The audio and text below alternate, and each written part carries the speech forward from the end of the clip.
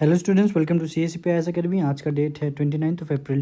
Let's start our newspaper analysis. अगर आपको इस एनालिसिस का PDF चाहिए तो आप हमारे टेलीग्राम चैनल को फॉलो कर सकते हैं @CSCP_Assam, जहां पर इस एनालिसिस के बाद आपको हर रोज़ इस PDF अवेलेबल कर दिया जाएगा।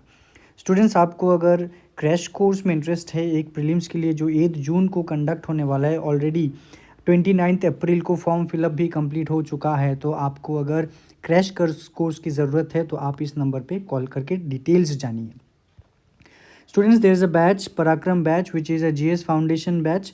अगर आपको फाउंडेशन बैच चाहिए, एक साल के लिए अगर एक बैच चाहिए तो आप इस नंबर पे कॉल कीजिए। हर एक डिटेल्स आपको समझा दिया जाएगा, जहाँ पर ऑफलाइन ऑनलाइन क्लासेस हम फैकल्टीज़ के द्वारा कराया जाता है। So these are the topics, students, that today we will be discussing. Number 1, the post of deputy speaker is not symbolic or optional. ठीक है, बहुत ही अच्छा सा एक आर्टिकल है, वो देखेंगे हम।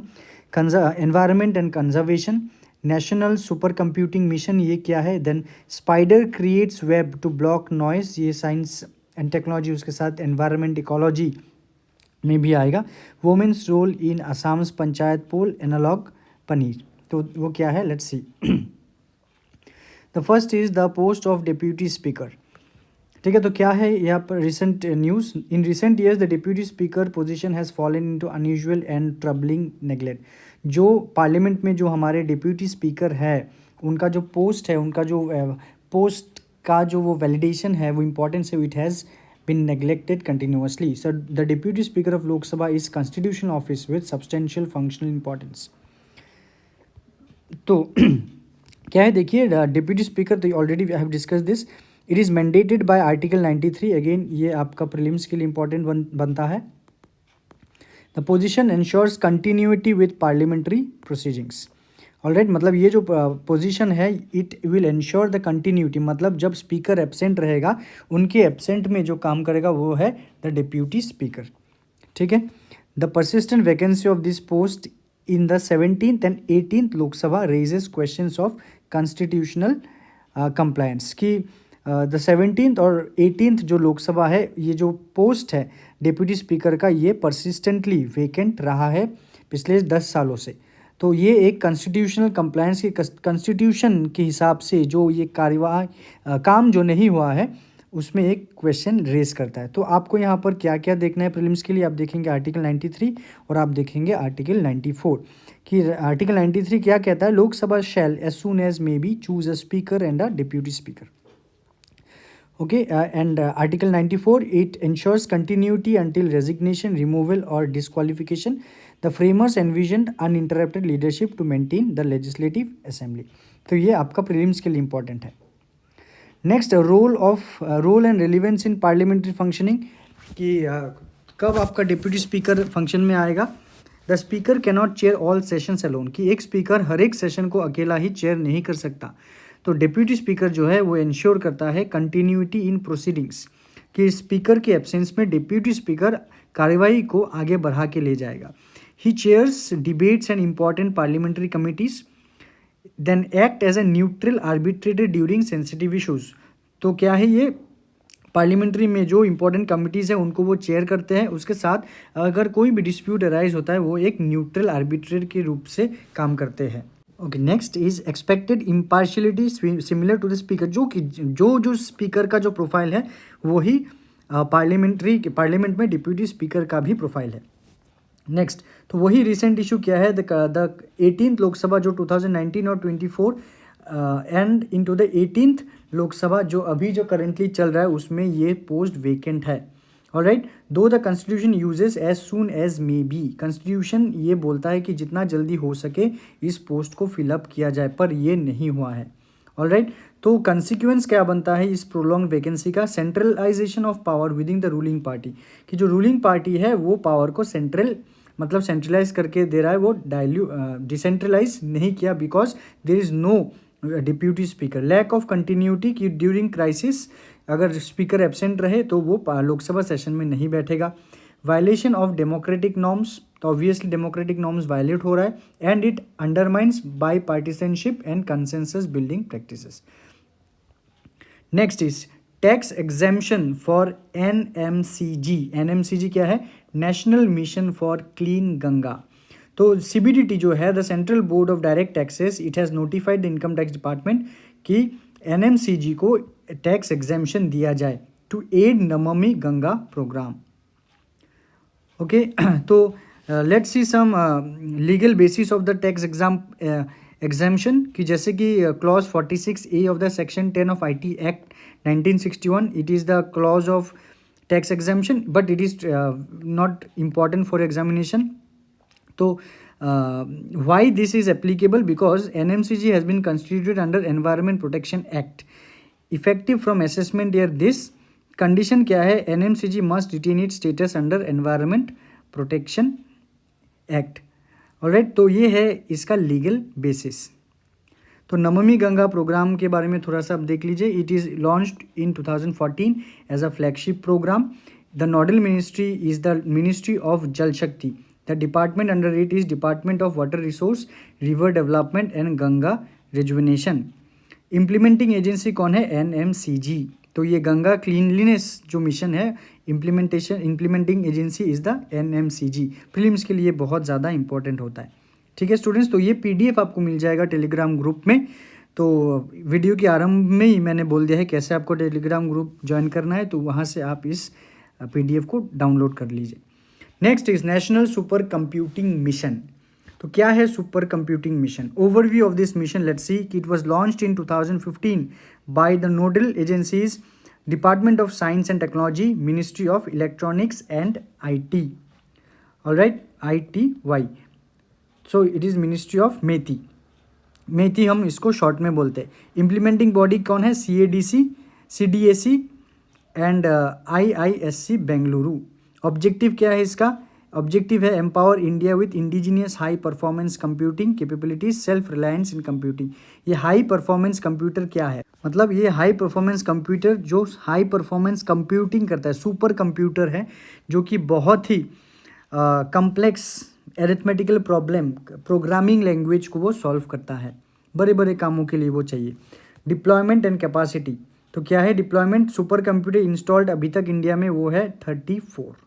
ऑलराइट, तो यूटिलाइजेशन ये आपका इंपॉर्टेंट नहीं है। तो drug area supported drug discovery, disaster management, मतलब ये कहाँ कहाँ काम में आता है? Energy security, climate modelling, computational chemistry and material sciences. Next, जैसे कि इंडिया में अगर सुपर कंप्यूटर कौन सा है, अगर नाम बोले वो है जैसे कि परम कंप्यूटर, परम रुद्र सुपर कंप्यूटर, देन परम प्रवेगा सुपर कंप्यूटर एंड परम शिवाय। ओके स्टूडेंट्स, सो शायद आज कुछ टेक्निकल रीजन की वजह से यहाँ पर अलाइनमेंट का कुछ इशू हुआ है। I am not sure why it has happened, so just ignore it and just focus on the content. High speed network Trinetra, ठीक है, ये है high speed network and these are the few high speed super computers. Next, spider creates webs to block noise, कि जो spider है तो वो उसका जो वेब है तो वो जो है नॉइस को ब्लॉक करता है, ये रिसर्च से साबित हुआ है।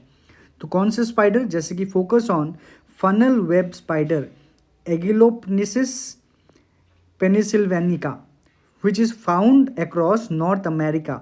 जो एक अर्बन स्पाइडर है जो अपने वेब जो वो बुनता है, जो अपना जाल वो बुनता है, उससे नॉइस को वो फिल्टर आउट कर सकता है। ऑलराइट, अर्बन स्पाइडर, हाँ वहाँ पर हर्ट्ज भी दिया हुआ है, कितना फ्रीक्वेंसी आवाज़ को वो रोकता है। और रूरल स्पाइडर जो है वो 350 से 600 हर्ट्ज तक का आवाज़ वो रोक सकता है। तो इकोलॉजिकल एंड सेंसरी इनसाइट देखते थोड़ा सा। The spider lacks ears, web acts as sensory tools. Spider का जो है वहाँ पर उसके कान नहीं है, तो जो वेब है उसका वही उसका सेंसरी टूल है। तो ये याद रखिए, स्पाइडर के ईयर नहीं होते। Urban spider seem to adjust vibration sensitivity, तो कैसे वो रिएक्ट करते हैं? By adjusting their vibration sensitivity. तो इंडियन कंटेक्स्ट में देखते हैं, Indian cities often exceed noise limit, urban wild life like pest controlling spiders face growing challenges. Humans use sound proofing, spiders change their web. तो जैसे कि human sound proofing use करते हैं अपने घर में, पर स्पाइडर जो है वो अपने जाल को चेंज करता है। ऑलराइट, सो ब्रॉडर इम्प्लीकेशंस क्या है? Current focus on carbon ignores other urban stresses, light, noise, air. तो आज हम carbon pollution, carbon dioxide, carbon monoxide pollution के बारे में बोलते हैं, पर लाइट पोल्यूशन, एयर पोल्यूशन और नॉइस पोल्यूशन, एयर पोल्यूशन हम पकड़ते हैं पर नॉइस पोल्यूशन को हम इग्नोर करते हैं, लाइट और air pollution. It need to be studied non carbon environmental pressure. Alright, ये आपका मेंस का टॉपिक आएगा एक। या फिर प्रीलिम्स में आ सकता है, which of the following is the component of non carbon environmental pressures. Alright, तो माइथोलॉजिस्ट जैसे कि highlight the spider as a symbol of connectivity in nature, तो ये भी आप याद रख सकते हो। Next, women's role in Assam's panchayat. क्यों हम पढ़े? Because in Assam there are panchayat elections going on and a significant number of female candidates have step forward. तो यहाँ पर आप जो पंचायत इलेक्शंस के जो पॉलिटी में जो आपके बेसिक्स है वो देख सकते हो, वो इंपॉर्टेंट होगा आपके प्रीलिम से। और यहाँ पर आसाम रूरल पंचायत एक्ट, जो एक्ट है वो स्टडी कीजिए, इतने डिटेल में आपको स्टडी करने की कोई ज़रूरत नहीं है। ऑलराइट, तो पंचायत जो है, पंचायत जो there is a 3 tier structure, ये याद रखिए, गांव पंचायत, आंचलिक पंचायत और ज़िला परिषद। ऑलराइट, गांव पंचायत, आंचलिक पंचायत और ज़िला परिषद। Women constitute more than 50% of elected members, ये एक आज का डेटा है।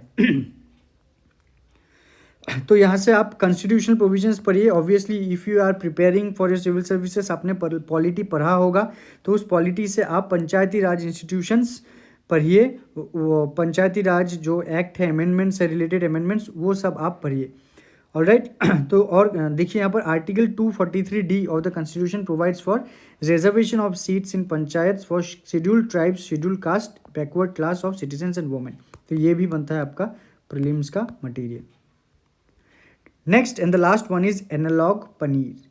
So the Consumer Affairs Ministry is considering issuing guidelines mandating hotels, restaurants to explicitly disclose when analog paneer is used in dishes. तो ये एनालॉग पनीर क्या है? ये एनालॉग पनीर पनीर है, पर ये दूध से नहीं बनता है। Analog paneer is not made from milk, तो ये नकली पनीर है। ये बनता है कुछ कुछ एमल्सीफायर से, स्टार्च से और वेजिटेबल ऑयल से। शायद आपने सोशल मीडिया में भी बहुत सारे क्या देखे होंगे, वायरल रील्स देखे होंगे कि ऐसे नकली जो है वो, तो कुछ एमल्सीफायर्स, स्टार्च और वेजिटेबल ऑयल से पूरा का पूरा सेम टेक्सचर, टेस्ट पनीर जैसा ही है। So milk constitution are fully और पार्शियली रिप्लेस, तो कुछ कुछ में एकदम ही मिल्क नहीं होता, कुछ कुछ में मिल्क होता है। So that raises actually a concern.